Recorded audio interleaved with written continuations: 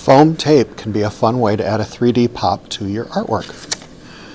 It comes in a variety of shapes and sizes, and I've just got some basic stuff here. And it's sticky on both sides, so I can go ahead and cut off a little piece, and then I peel off the back. And it's got a little bit of thickness to it, so this is how we can add a little bit of a 3D pop to some of our designs.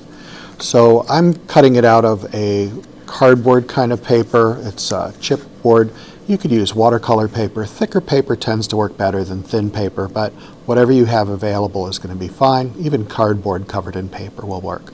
So I just go ahead and, actually I can even cut this up into little pieces, because you don't need much. I put a little piece over here, a little piece over here, and then I can go ahead and add it to my design to give it a little bit of a 3D pop. And then I can do it on some of my other elements. So I'm going to chop off a little bit of tape, unpeel it,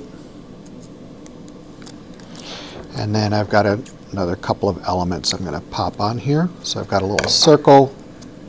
Just put a little tape on the back of it,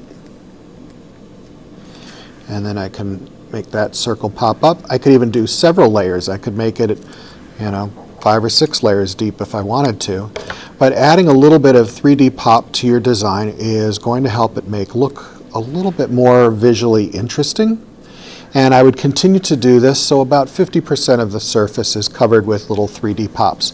And you can see them on an angle, kind of how it stands out. So it's an interesting way to kind of get things to have different levels to them. And go ahead and try and layer your images so that you can get lots of different effects there. So add a little 3D pop with some foam tape, scissors, and some thick paper, cardboard, or whatever it is you have available.